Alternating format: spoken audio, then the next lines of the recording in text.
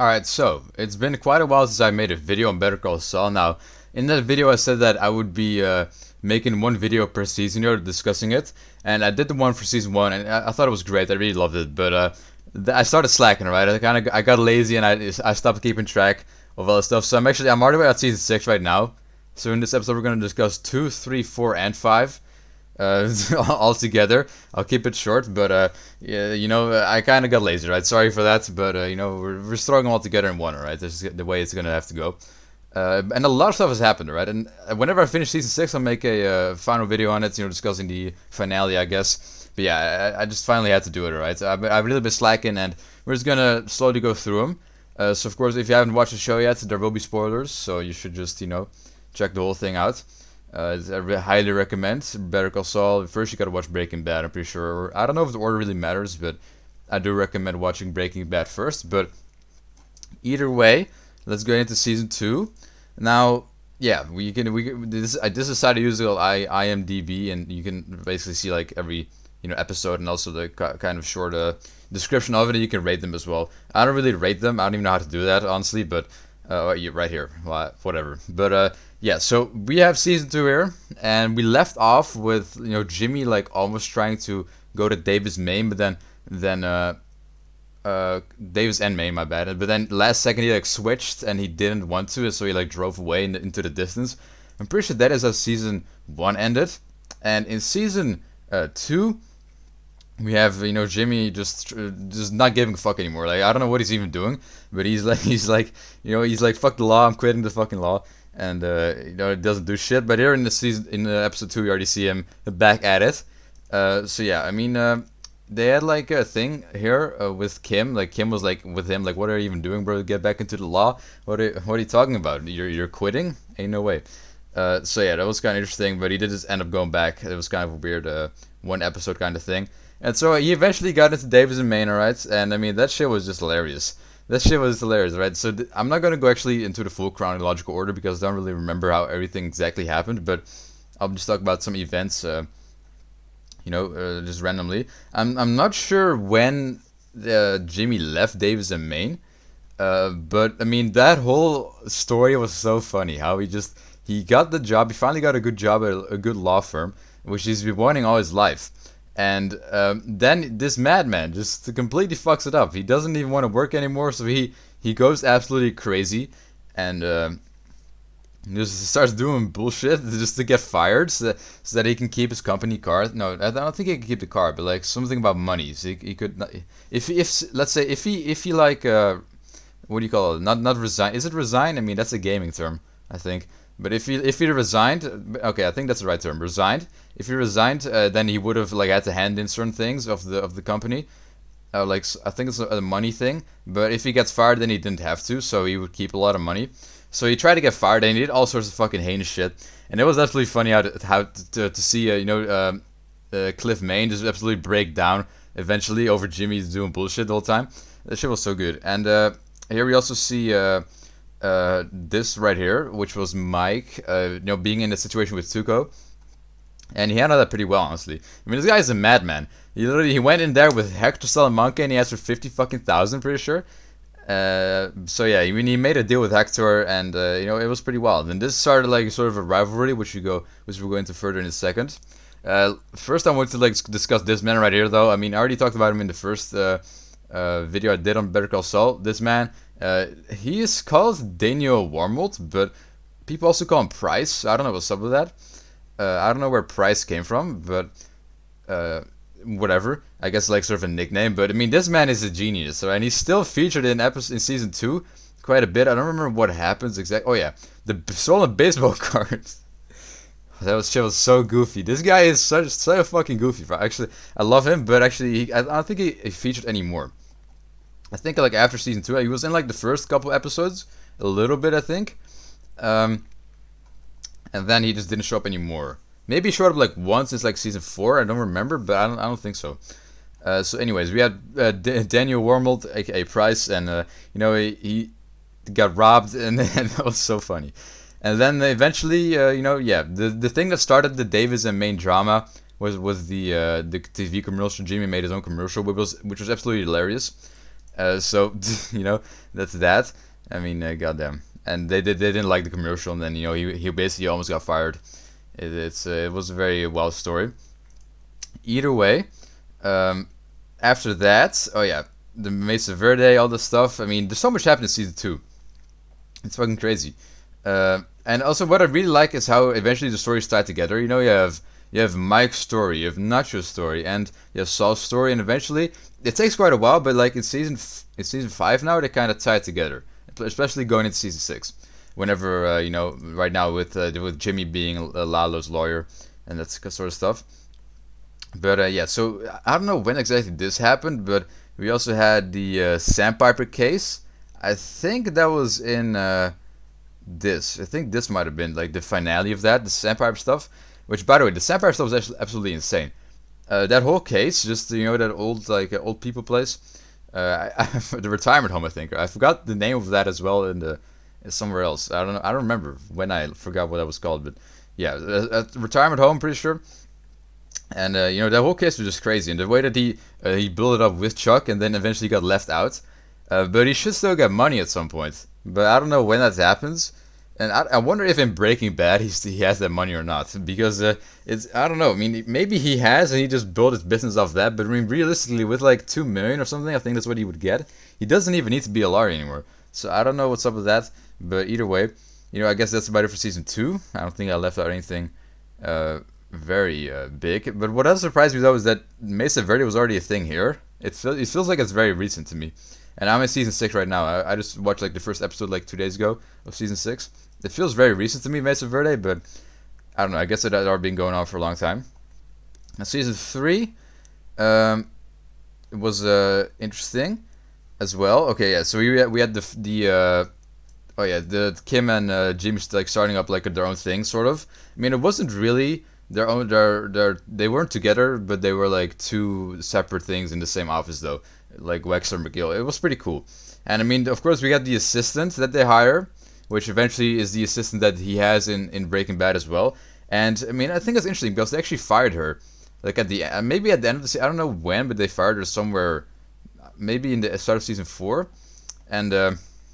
Of course, somehow Saul does reunite with her at some point in the future. I don't know when or how, but in Breaking Bad, she is still his assistant. But either way, we also had some wild stuff here with the Los Polos Hermanos, and I don't know how you pronounce it in Spanish. I think it's like Los Pollos. I don't know, but I like saying Polos. Either way, so new complications disrupt the Salamanca's business. I don't know if this was the episode where they stormed into the what's it called, the Los Polos. I think it was though. So Hector went in here and you know he basically started the whole fucking not a fight, but he wanted to speak to Gus, and then he basically just terrorized the whole fucking restaurant and its customers and employees. It was kind of crazy, and now we have chicanery, which a lot of people could argue is the best episode of the whole show, and you know it's definitely up there. It's pretty crazy. So basically, just the Dan versus Chuck. I mean, if you've seen the show, you already know what it's about. And I fucking love this episode. I love the whole like Chuck thing. Although it is kind of sad because that man obviously is mentally ill, and you know he goes absolutely crazy. It is kind of sad how mental illness can affect someone's life like that. And you know, I mean, even Jimmy here. I mean, he's winning, but is it really worth it at the end of the day? I mean, he had to do it to save himself, right? Because of all the bullshit that happened. I don't actually know when like certain things happened. I think this was about the with the Mesa Verde thing. I think it was about like the number swapping. That was absolutely genius, right? That happened in season two, or was it like here? I don't even know actually. Yeah, I think it was in season two. God, it feels much more recent than that. God damn. But anyways, yeah, then I completely skipped over that. But yeah, so Jimmy, you know, he helped Kim get Mesa Verde, the client, instead of Chuck. He swapped like the document files. He rearranged the numbers on it so that the numbers would be wrong, so that Mesa Verde would get mad at Chuck and then you know switch to Kim instead, which was a big W. But Chuck, of course, didn't like that, so it was very crazy. And one thing I also want to say, shout out to this crew right here, but the film crew, they're fucking legendary. Like they're just the most random characters ever, literally like fucking students or something. And they're just out here like just helping Jimmy all the time. I think it's funny as fuck. Either way, He's back in the commercial making business, and pretty sure at this point he was making commercials for commercials. So like he couldn't be a lawyer anymore because he got like a 1 year suspension because of the incident with Chuck. I'm pretty sure that's already right here, and yeah, so he hired the film crew, and he didn't have any income, of course, so it was kind of fucked. But um, he uh, he made commercials to sell his own commercials because he bought a lot of commercial slots for his law practice, but of course he couldn't practice law anymore, so those commercials were useless. So he was just trying to sell off the commercial spots for other people, and I guess it did decently well, but yeah, not really. As you can see here, he tries to sell his debts. He's still here working on the film crew. Meanwhile, Nacho reunites with an old acquaintance. I actually don't remember exactly what that was all about. Either way, Jimmy does his community service stuff, and I'm pretty sure at the end of season 3 here, Chuck dies. Oh yeah, pretty sure. So you have the lantern, we have a flashback about Chuck reading Jimmy a story, and yeah, it was wild. So Chuck and Howard got into an argument, and Chuck and Howard wanted to fire Chuck. Now that was actually pretty fucked up. I understand, but maybe should have like done it like differently because it ended up kind of driving Chuck absolutely crazy, and that was a very sad scene. It was an absolutely insane episode with Chuck just tearing his whole house apart. It was very crazy to watch, and eventually he obviously started that fire himself. He just burned to death, which is very wild. So yeah, that's the end of Chuck, and honestly I was kind of happy he was gone. Like, no offense to Chuck, but bro, he was getting kind of annoying. I can't lie.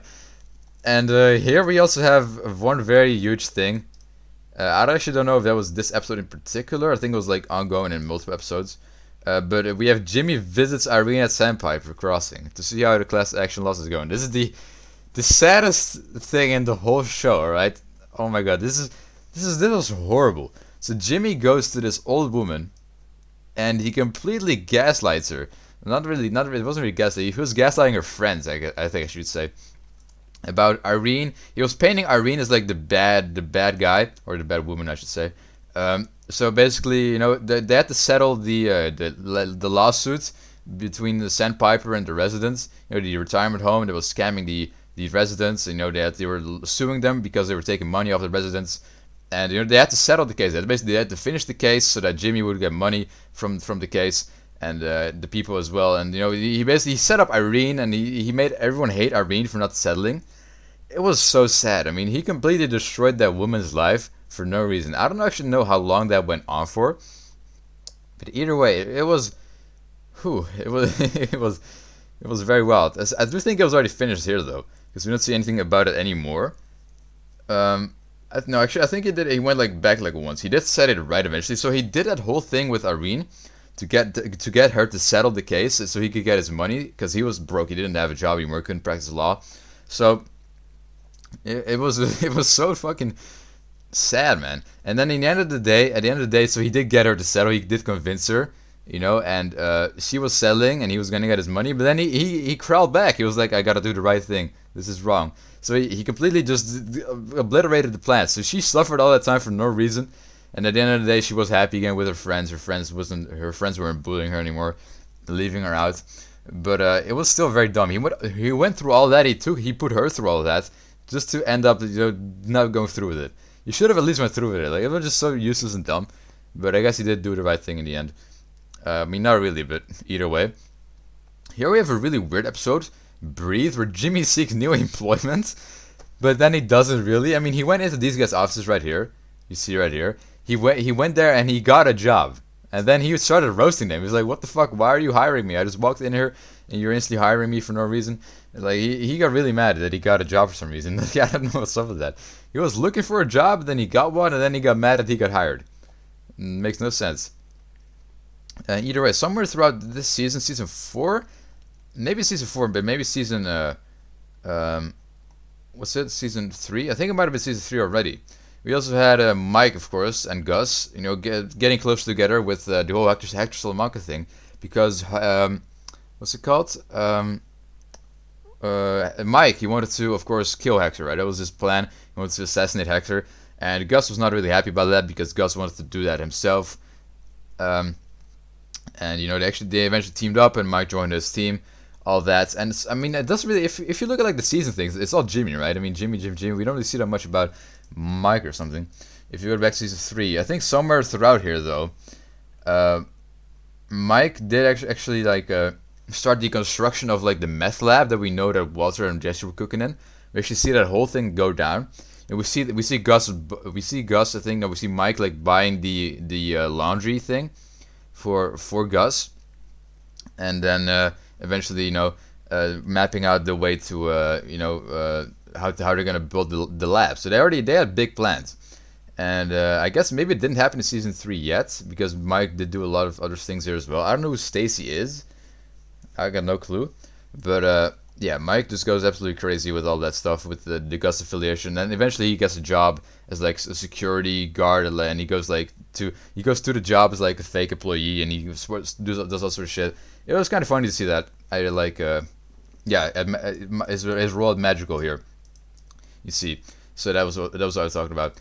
And also, Howard makes a startling confession about how he thought that he was like responsible for Chuck's death. I'm pretty sure, and then that did not fly well over Jimmy's head, bro. Like Jimmy really got mad at him for saying that. Like, people did not care about Howard here, and it only gets crazier with Howard down the line. Either way, we had the cousins, of course, and the whole Nacho situation. I mean, that was wild. Where like Nacho, though, of course, he got Hector in that coma, or like not a coma, but he eventually got him like half paralyzed, or not half, but like 99%, except for the fucking one pointer finger that he used to tap his belt. For the rest, Hector's completely fucking paralyzed at that point. Um, so yeah, with the pill swapping, that was very clutch. That was actually very well planned.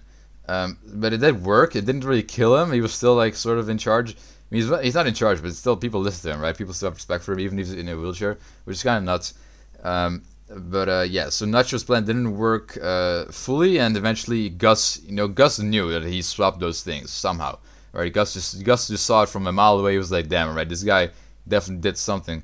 And now Nacho works for Gus undercover within the Salamanca thing, so he gives like inside information, which is really nice for Gus, but not really nice for Nacho because it's actually a pretty tough spot, which we will learn later. I mean, goddamn. Either way, let's see. Alright, yeah, so we don't really have much else going on here. Pretty sure we have like a very, I don't know when exactly, maybe like right here or something, we have like a very big leap in time. And I can't really exactly remember what exactly happened, but we basically had Jimmy, we basically went like 6 months ahead to Jimmy being a lawyer again, right? His suspension got relieved, and meanwhile, Mike and the crew were like making that hole in the grounds for the meth lab, and yeah, all that stuff. So yeah, I mean that's basically it about for season 4, except for like the very big thing. Oh yeah, because Jimmy was like selling cell phones, right? That was his job when he was not employed as a lawyer. When he was on suspension, he was selling cell phones, and together with Yule, and of course Yule is a legend, and Yule got caught, right? He accidentally hit a police officer in the head, and he got arrested and he got in jail. He's gonna go to jail for real. And I mean, their whole plan to keep him out of jail was absolutely crazy. I mean, if you have not watched the show and you're watching for some reason, you should absolutely watch it, alright? Because I mean, the plans in this series are so insane. This is absolutely one of my favorite things. So Jimmy goes to great lengths to right a wrong. As Kim pulls out all the stops for a case, Mike lets his team blow steam, and that's what his visitors. So yeah, the Mike situation was also pretty crazy.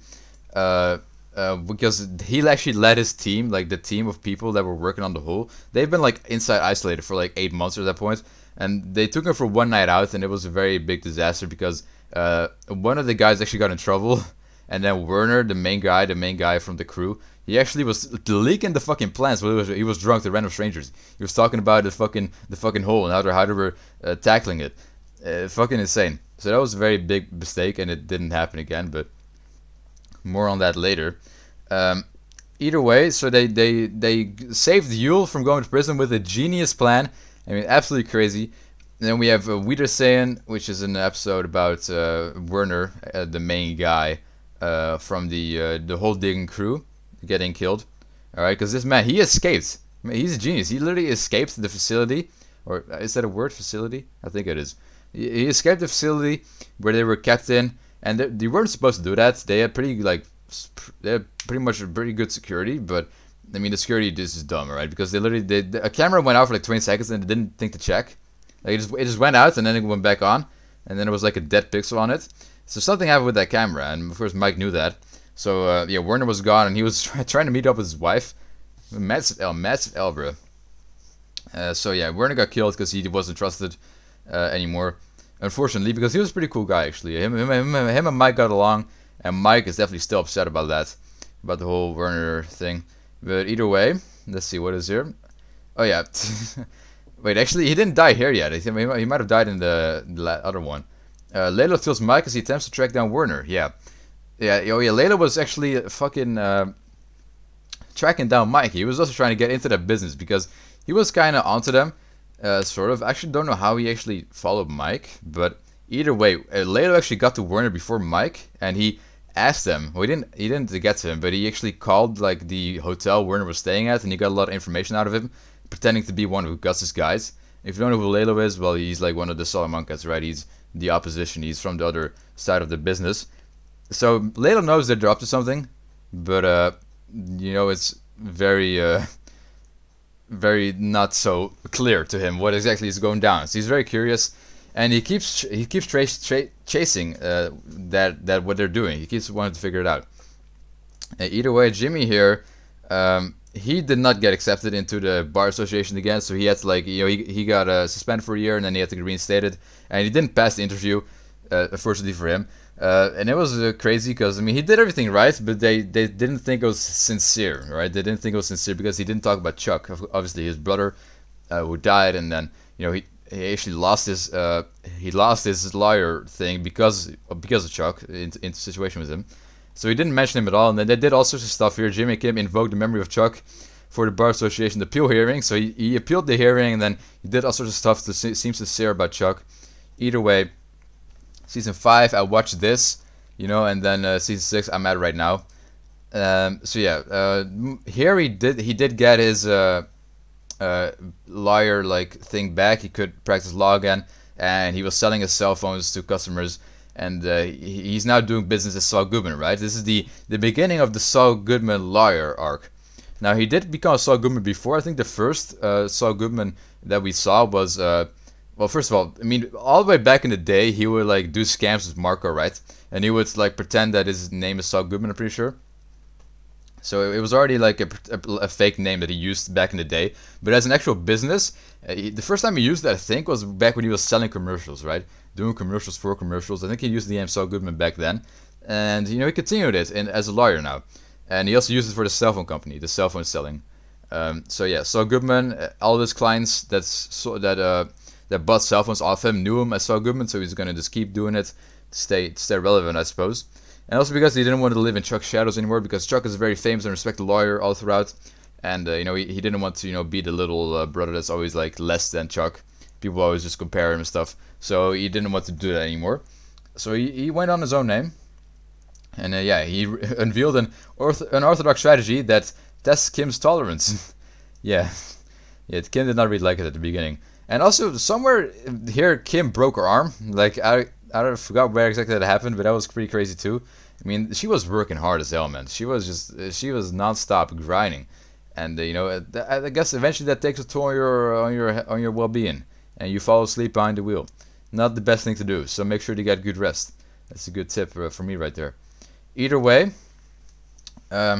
Nacho, he was getting all sorts of orders from Gus to figure out what exactly Lalo was doing, and I think it takes extreme measures to earn Lalo's trust. I think that was when they were at one of the houses, because one of their meth selling houses got busted by the police. They figured out there was meth in there, and he did something crazy to get the meth from the house back to them, while the police was trying to search it.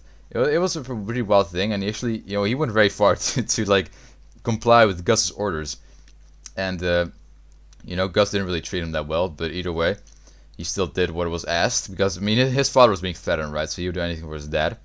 Either way, here we have one of the guys, as I said, that one of their houses got busted with meth, and one of the guys got picked up as well.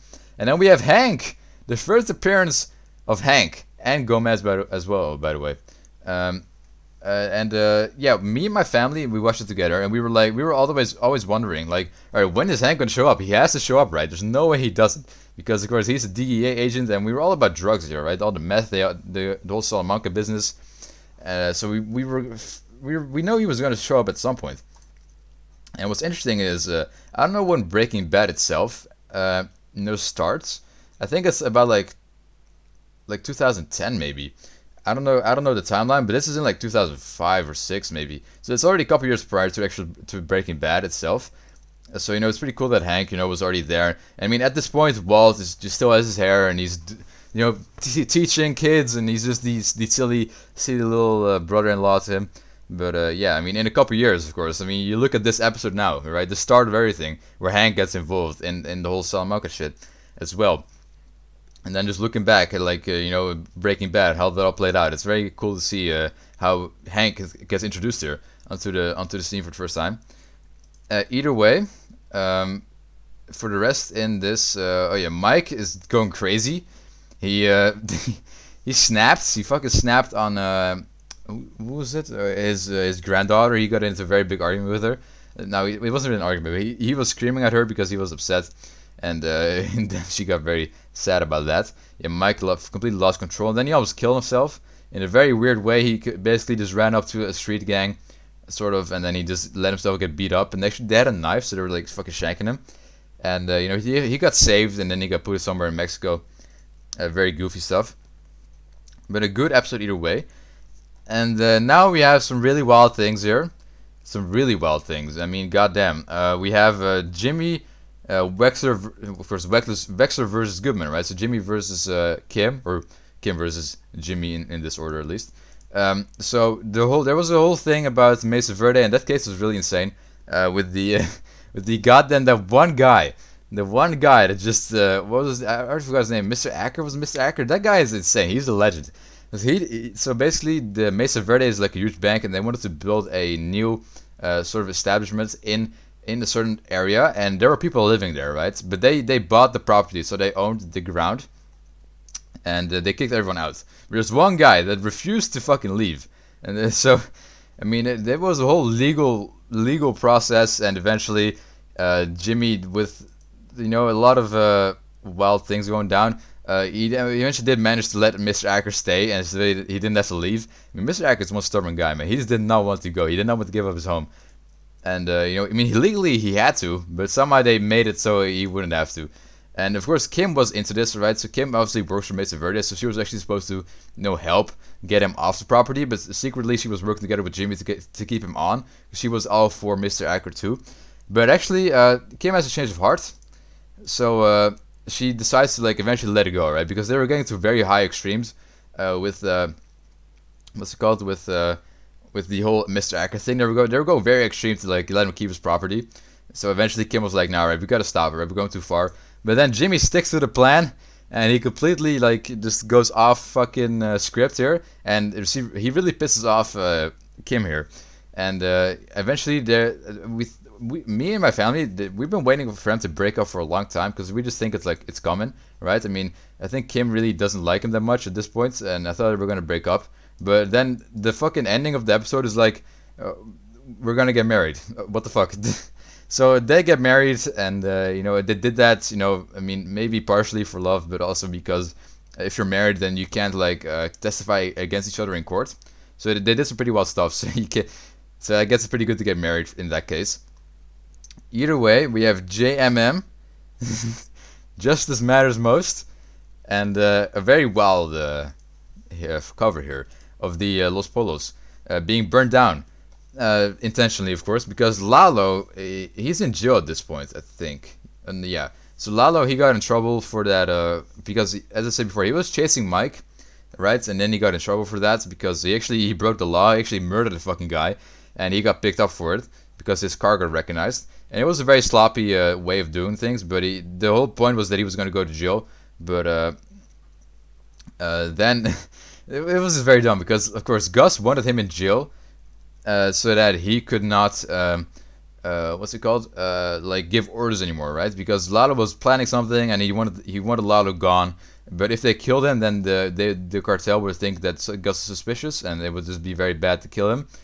So what they did was just try and get him into jail, which it worked.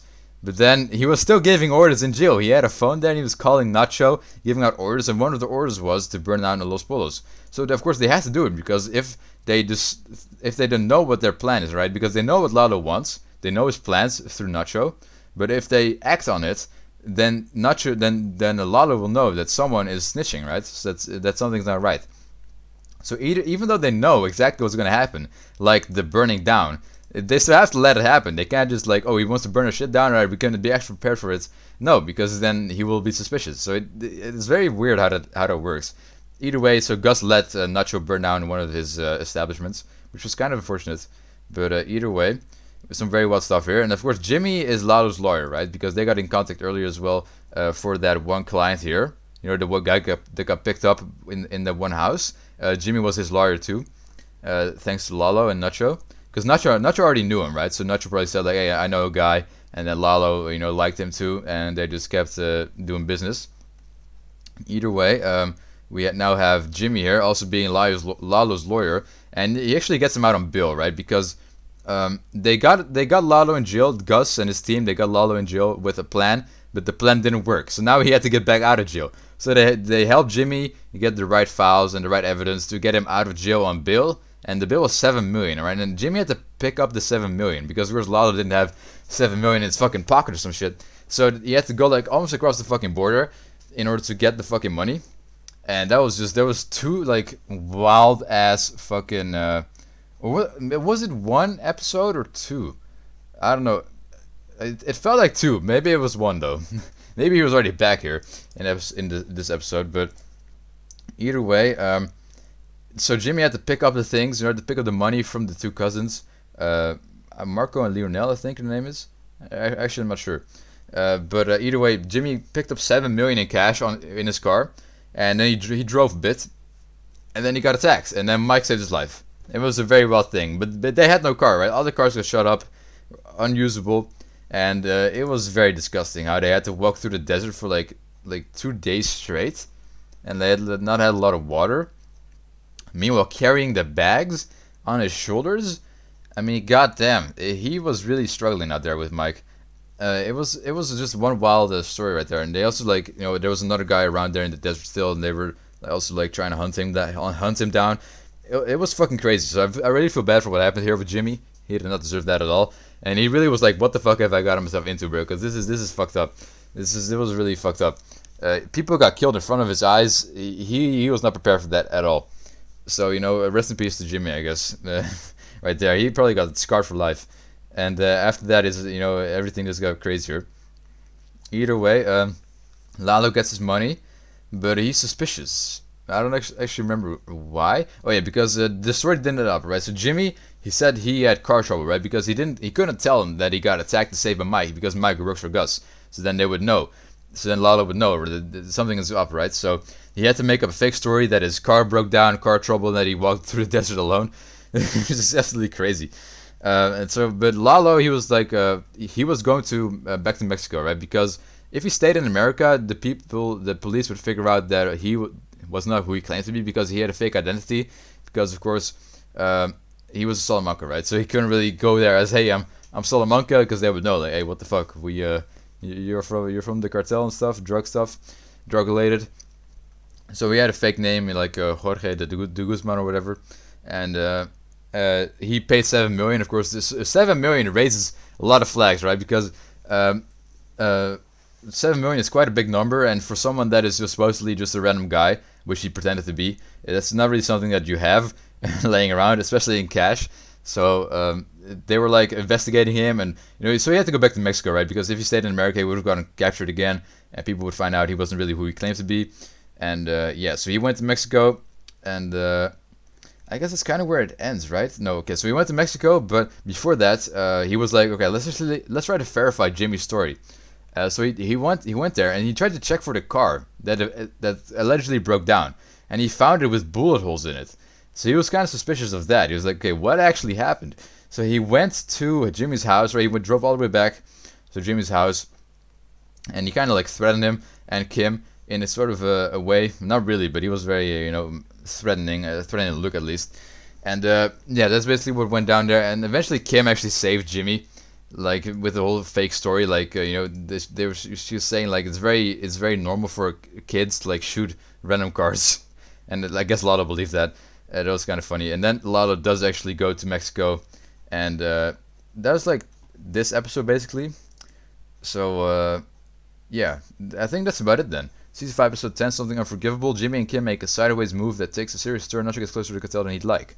So I think this is the episode where Nacho meets Don Eladio for the first time, because Eladio wants to get him a promotion, so he had to meet the big boss, of course. And then Nacho wants to like run the North, I guess, run the whole business there. Well, he doesn't want to, but that's what Lalo wants for him. Nacho's trying to like escape. He's trying to get out of there. Either way, I guess that's about it for season 2 to 5. It's been a while since I discussed this show, but it's still as good as I thought it was in episode 1. Even better. It keeps getting better. And season 6 is gonna be very hyper. I'm very looking forward to the ending, because in every first episode we have like a flashback towards like the future, right? Him when he's old, working at like the Cinnabon thing. Or cinnamon, I don't know what it actually is. Is it like cinnamon buns and it's called like Cinnabons? I don't know. I actually have no clue what the fuck he makes there, but he's at some sort of place, and every first episode or something where you get like a tiny flashback. When it's season 6, I'm not trying to spoil here. If you don't want to hear it, then I guess click off the video. But I'll talk a little bit about season 6 now. We don't actually get that, so I'm very excited what happens. We don't get a future like sight. I mean, I already know it's gonna end a little bit, right? Because of course I've seen the memes, right? I've seen people talk about it. It's a pretty popular show, so I already know kind of how it ends. But I want to see it unfold myself, right? I mean, I still am very looking forward to exactly how everything's gonna go down. But yeah, just to quickly touch on those like front things, like in the beginning of like each episode, almost each first episode. We have like a very interesting one in season 5, because he got recognized in the future. Someone was like, Better Call Saul, right? That's you. I recognize you. I used to live in Albuquerque, because obviously Better Call Saul, was what he used to go by, and then he completely moved with the 3D vacuum cleaner guy to a completely different place in in America, and he got recognized by someone from Albuquerque, because he was actually just. I guess he moved there as well. The other guy, and he was like, "Hey, I'm from Albuquerque, and I recognize you. Come on, do the thing, Better Call Saul, do the thing, bro." And he was like trying to say like, I'm not him. My name is Gene. I'm not. I don't know what you're talking about. But the guy didn't believe him, and eventually Jimmy caved in. He was like, all right, Better Call Saul, it's me. And then he was like trying to he was calling the vacuum cleaner guy again. Which, by the way, that man looks very old in like Breaking Bad, and then now we're in the future, and Jimmy looks very old here. So it's probably like 25 years later or something. I don't even know, but it looks like it's quite a while later. And that man is still alive somehow in the Breaking Bad universe, which is interesting. I mean, in real life, he unfortunately is not, but it is what it is. But I mean, he must be very old in the timeline of this whole universe. I mean, he must be pushing 90. I mean, at that point, goddamn. But he's still in the business, and he's still helping Jimmy out in the future. So Jimmy calls him, and he's like, all right, I need to move again. I got recognized, all right, and he says that it will cost double the amount, and I think it was like 250K normally, so 500K, and he says that he'll pay it. Like, where does this man still have money? How does he still have that much cash laying around? It's kind of insane. But either way, eventually he doesn't do it, and he said, I'll take care of it myself. So I don't know what that means. Is he gonna kill the guy?